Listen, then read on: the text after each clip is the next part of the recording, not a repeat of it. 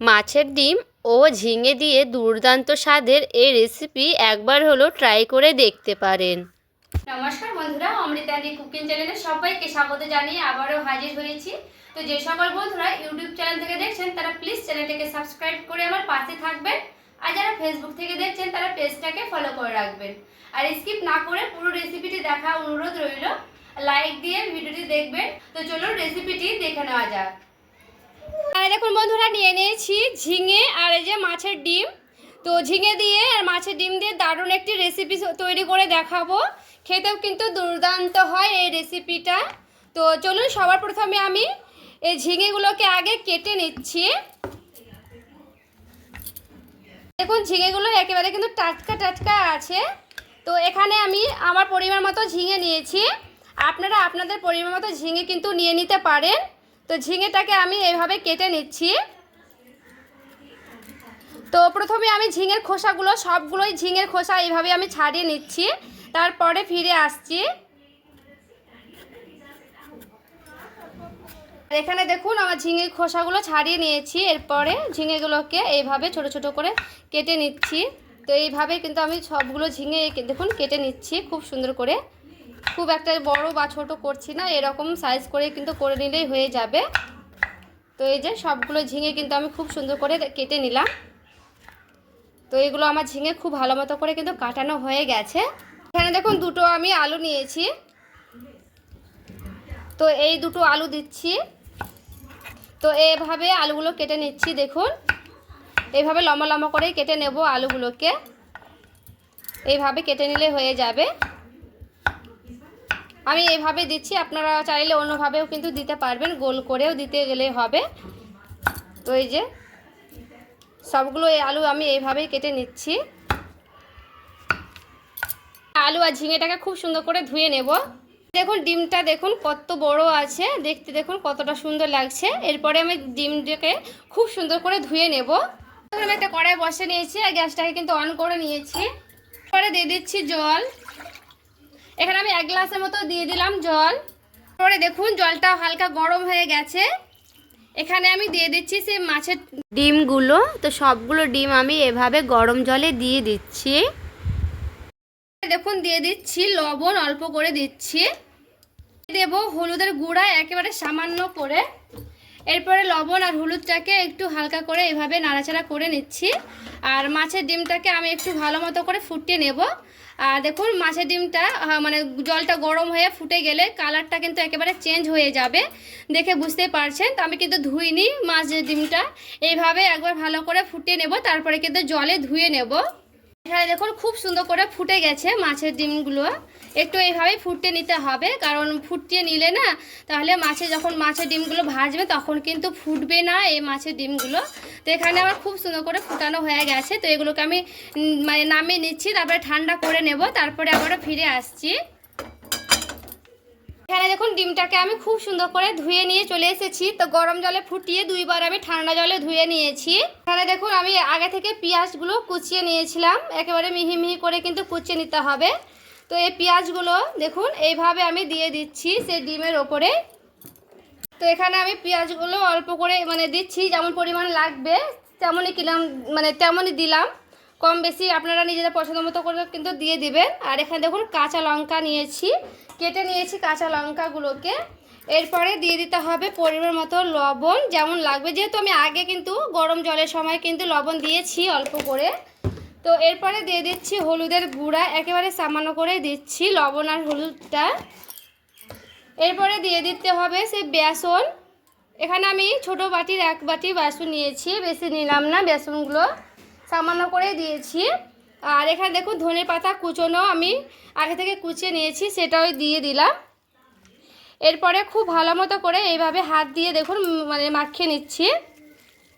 এটা পুরোপুরি ঠান্ডা হয়ে যাবে, দিয়ে কিন্তু হাত দিয়ে মাখানোর চেষ্টা করবেন, না হলে কিন্তু হাতে মানে গরম লাগবে প্রচণ্ড পরিমাণে, তার জন্যই বললাম এটা। তো হাত দিলেই তো বোঝা যাবে, নিজেরা পছন্দ মতো কিন্তু দিয়ে দেবেন। তো এখানে আমি খুব ভালো মতো করে দেখুন মাখিয়ে নিচ্ছি। তো এখানে আপনারা চাইলে কিন্তু বেসন যদি লাগে তো সেই পরিমাণে আপনারা বেসন দিয়ে দেবেন। তো আমি কিন্তু এখানে বেসন দেবো না, এরকমই রাখবো এই ব্যাটারটা। তো ডিমটা বেশি বেসন দিলে কিন্তু বেশি ভালো লাগে না অত। যেহেতু এটা রান্না হবে ঝিঙে দিয়ে, তো আমি এইভাবে কিন্তু করে নিলাম খুব ভালো মতো করে। তো এটা আমার রেডি হয়ে গেছে। তো এরপরে চলুন বড়াগুলো রেডি করে নিচ্ছি। দেখুন আমি একটা ফ্রাই প্যান বসে নিয়েছি। তো প্যানটা গরম হয়ে গেলে দিয়ে দিতে হবে সরিষার তেল। তেলটা কিন্তু খুব ভালো করে গরম করে নিয়ে এরপরে সে ডিম, দেখুন সে ডিম মাখাগুলো রেখেছিলাম রেস্টে, ওইগুলো থেকে এইভাবে আমি বড়ার মতো শেপ করে নিচ্ছি। তো এইভাবে আমি দিয়ে দিচ্ছি। আপনারা যেমন করে কিন্তু দেবেন তেমন করে দিয়ে দিতে পারেন। আর এইভাবে দিলে কিন্তু দেখুন একেবারে ডিমগুলো ছিটবে না, এরকমই কিন্তু হবে। তো সবগুলোই ডিম আমি এক সাইজ করেই করে দিচ্ছি।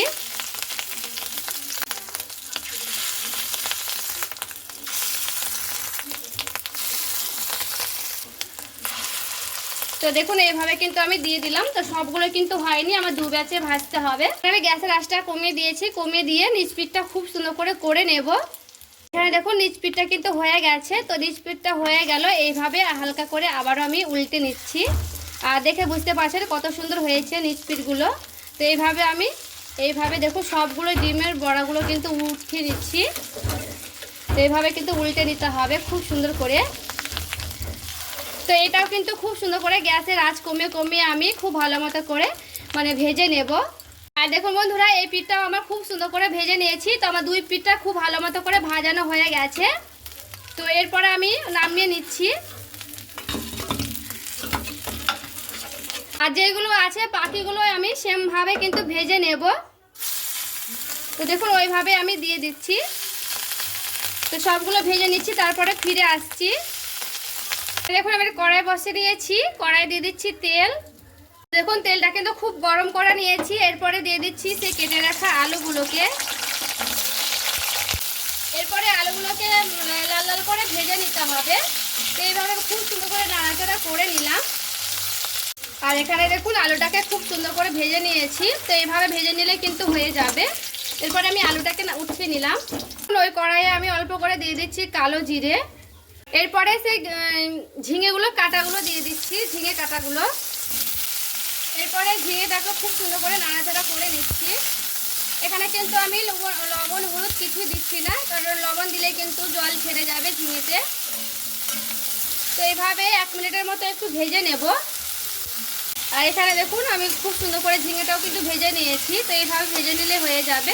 তো ঝিঙেটাও আমি এভাবে উঠিয়ে নিলাম। কড়াই দিয়ে দিচ্ছি, একেবারে সামান্য করে দিচ্ছি তেল। এরপরে দিয়ে দিচ্ছি সেই মশলা কড়াটা।